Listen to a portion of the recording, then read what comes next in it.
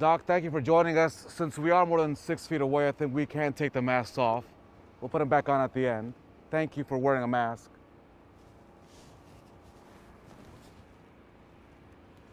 What have you learned from what has been an unprecedented year, and it's not even over yet? Yeah. Well, we got 40 some days to go, and I've learned a great deal. What I've learned the most is that leadership matters. It matters at the national level, it matters at the state level, and without really good leadership, there's chaos, there's confusion, there's misdirection. All kinds of problems occur when you don't have clear-cut goals and when you're not pointed towards achieving them. In Indiana, I believe that if we had had better leadership with COVID-19, if we'd had more proactive leadership with respect to the issues of racial injustice, our state would be much better off. There'd be fewer people that would be infected with the virus. We'd have fewer deaths. We would have fewer folks that are so upset and angry with our criminal justice system. We'd be a better state. I've heard that now in 15 months of campaigning around the state.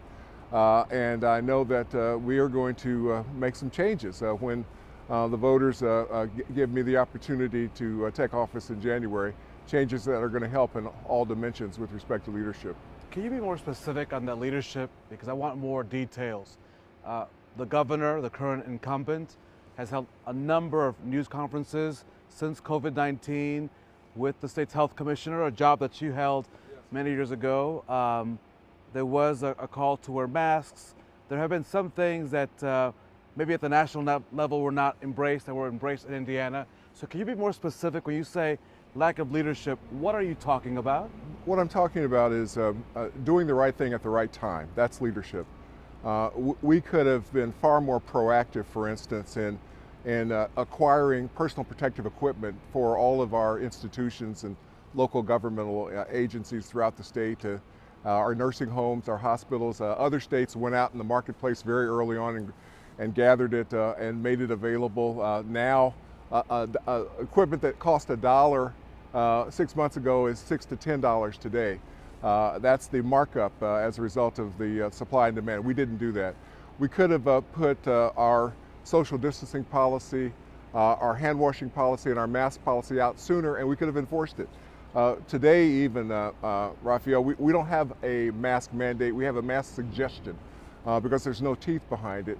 And if we don't renew that tomorrow or the next day, if we don't really enforce that, we'll have chaos throughout the state. That's what leadership means. You set a policy, you follow it, you help people understand why it's the case, and then you move forward. And yeah, there are going to be people that don't like it, but that's what leaders do. They make decisions based upon the science, and they make those decisions for the benefit of the vast majority of people, and then they move forward. Now, the Attorney General wrote an opinion on the issue of the mask mandate, saying that really you couldn't do that because you would need the legislature to return to enforce it. I mean, you could call for a mandate, but you couldn't enforce a mandate because legally it was not constitutional. Do you disagree with Attorney General Hill? Not only do I disagree with that opinion, other attorneys that are of stature in the profession disagree with it. I'm not an attorney, but I know that during a public health emergency, the governor can take unprecedented action to protect the population. And that action would include a mask mandate in my when I become governor, and we're going to make sure that if there is a court challenge to it, we'll defend it and we'll win. In a couple of months, the building behind you will be full as legislators return for a new legislative session. This is the money session. This is when the budget gets ready. What do you see as the number one topic? And if you have a number 2 and 3, I'll let you go with that. But what is the number one topic that the folks in that houses will face when they return? Well, first of all, I don't want you to assume that they're actually going to physically be in that building. Well, they won't be because of social distancing, right? But I think that the legislature will take the appropriate precautions. Unfortunately, we haven't mandated in our state that we do the same in our schools, in our universities, and if we had done so, there'd be fewer cases. But I think that clearly the budget issues are going to dominate the discussion. We don't know what the revenues will be in January, but they're likely to be far less than we'd like them to be given what COVID-19 has done. So we're going to have to prioritize going through the existing budget and making sure that every dollar that we're spending is being spent appropriately. Clearly, that has not happened in the past. I'll give you one big example, the Indiana virtual schools.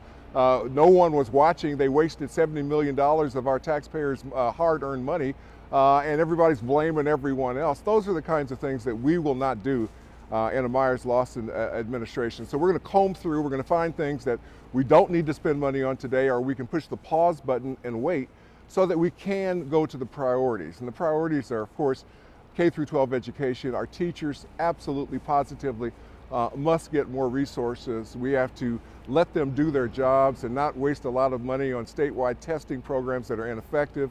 In addition to that, we've got to pay much more attention to distributing the testing resources for COVID-19 appropriately through the state, making sure that the results are coming back in a timely way, and doing far more testing, Raphael, for instance, in our nursing homes. We know today that, there's a disproportionate number of deaths that are occurring in the nursing homes, which means there should be a disproportionate amount of testing done on the staff that are coming in and out.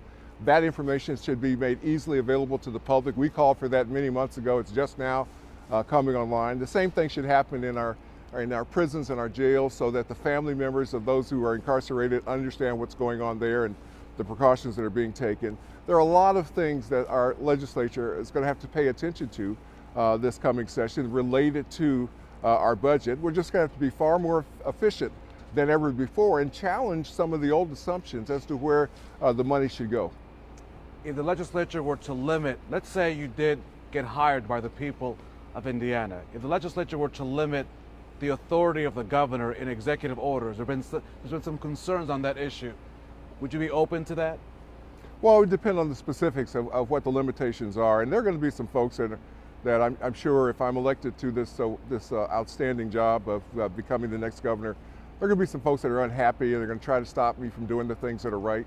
So I'll just have to figure out ways to make sure that we do get what we need done for the citizens of the state. And there'll be allies in the legislature as well that'll be giving us advice, and it'll be a back and forth. I think that this election coming up in November will put more friends, I think, in the seats in the General Assembly, and that'll give us additional opportunities to get new bills considered to demonstrate that Indiana can move in the right direction. It'll be a challenge, but it's one worth taking on. They say the first 100 days traditionally, the first 100 days are the days when most politicians can get the most done, because that's when you have the most capital as the newbie per se, if you did get the job. So if you did get the job, if Hoosiers hired you, what would the first 100 days look like in your administration? Well, they'd be awful busy, and what we're going to do is to find the best people in our state, or maybe some will come from out of state, to fill the roles that will allow us to make progress fast. The governor appoints a number of agency heads and deputies to those agency heads. The governor appoints a lot of boards and commissions. We'll pick the ones that we think are most important. We'll find the best people. We'll get them in those jobs, those roles, as quickly as possible. I will hire people that understand what the priorities are and have the energy, enthusiasm, and knowledge to get them done as quickly and effectively as they can.